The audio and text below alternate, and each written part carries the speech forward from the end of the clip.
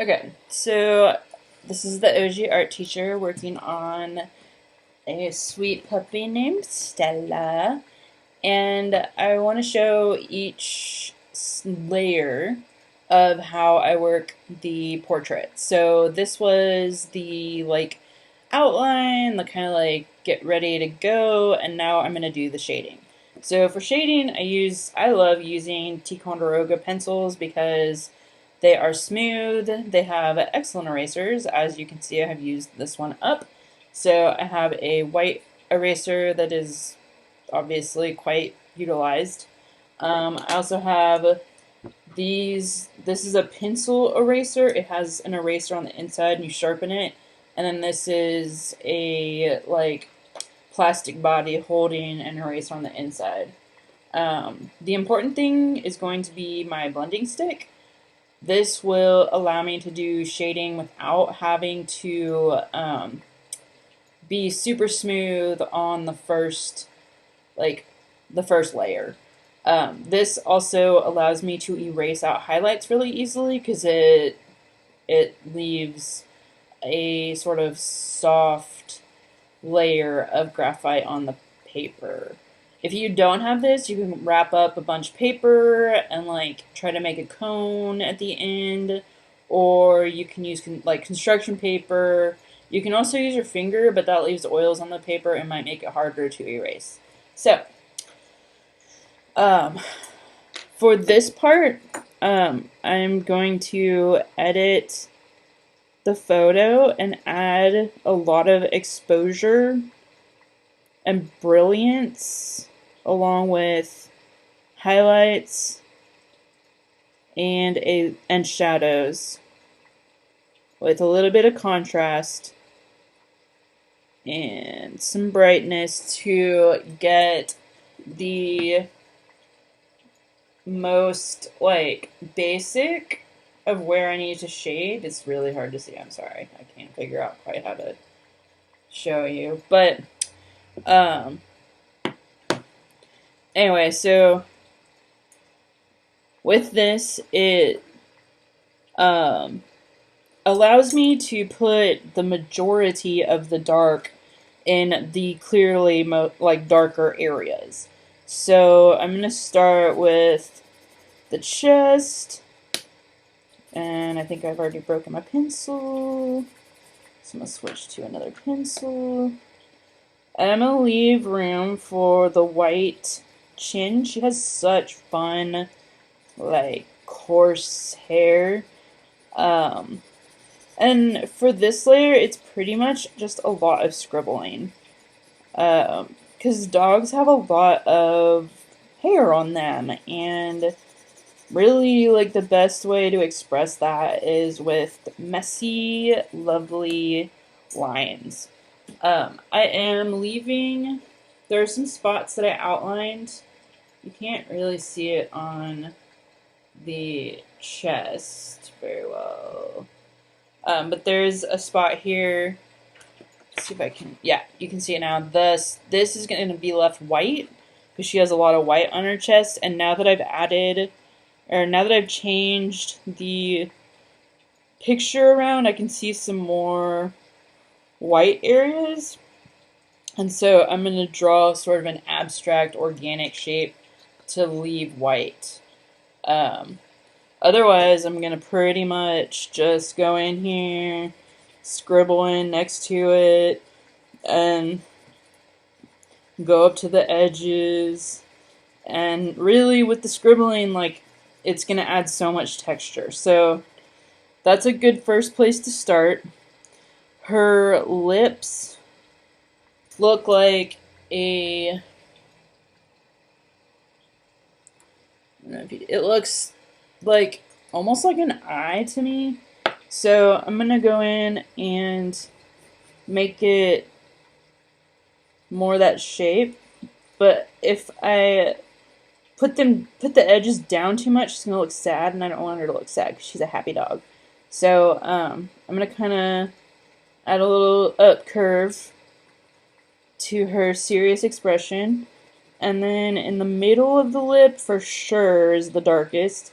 But I'm going to leave there's a couple of highlights in there. I'm going to leave kind of extra space for that. And in the nose, I'm seeing there's a kind of light line. It's helpful to have that line there so that you can split the nose, because the nose does have a line in the middle, even though you can't see it in this picture. And it seems to come to a point on either side. So I'm using, that's like a bird in the distance kind of situation. And then at the top, before it starts going into the distance, I see two curves kind of mimicking, and then it goes up, and this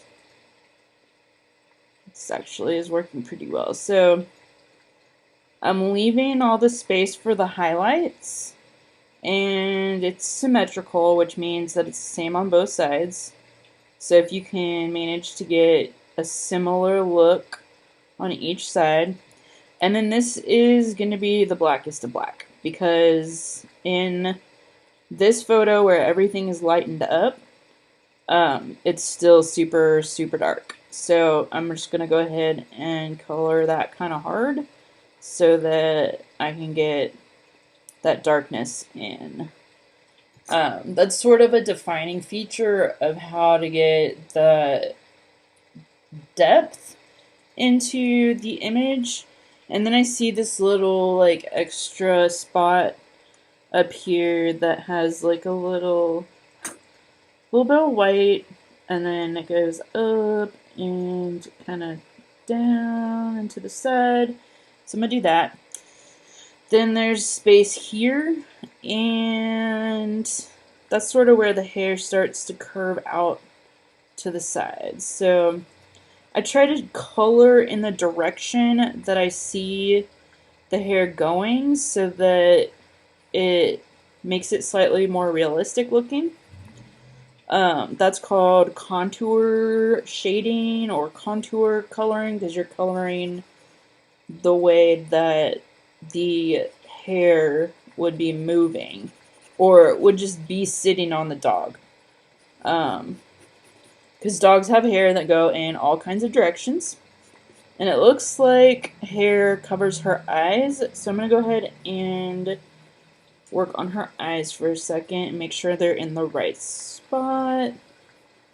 And I'm going to go ahead and do them first, but very, very lightly, so that I can go back in and erase out the highlight of the hair.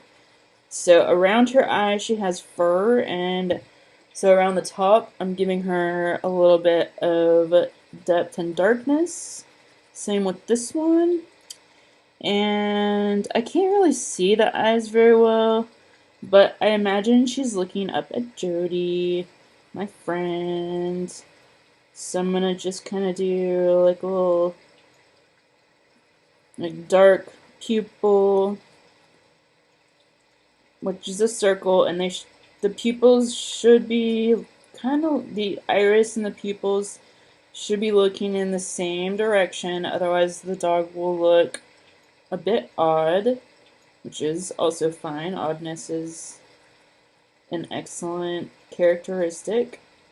And that may need to be reworked. But the eyes create a lot of character, and it's important to make sure that you give them the focus they need. Now on the sides of the face, to make sure that I've got the right places for the whiteness of the fur, I am going to color some zigzags. But most of her face is really white, so I'm gonna go into the ears and do zigzag coloring in the ears. Again, I am doing a technique called contour coloring, which is like basically where you color in the direction of where the thing is going. So like the ear's going out to the right side, this one's going out to the left side. So I'm going to go ahead and shade so that the hair is pointing to the left side of the paper. And it's blocky, so I'm just gonna try to really smoothly add some shading. And I see a little highlight. And when you go off the page, make sure you fully go off the page. And that highlight really looks like a triangle to me now. So I'm going to leave a sort of triangular situation there. And now come down here to the side of the face, and it looks like the hair is curving out toward the side of the paper. And it also connects down. And she has kind of a longish face, which is a struggle for me to get.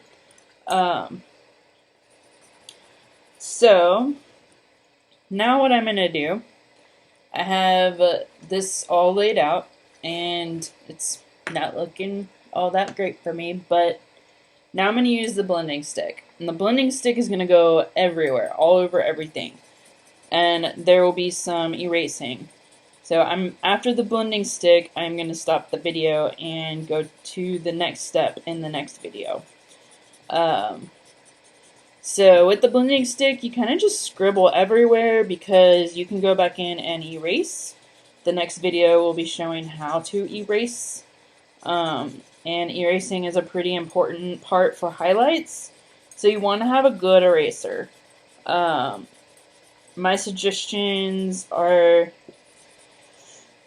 well, I think you can tell what a good eraser is. The pink ones usually aren't that great. I don't know what brand that is, but I don't recommend them unless they're on the end of a Ticonderoga pencil. So now you can see that there's a lot of texture. The face is not what I am trying to achieve here. So I'm going to have to do some reworking and some looking at it. But for now, I'm going to end this video since it's already 12 minutes long. That's a long time. And the next video will be of the erasing.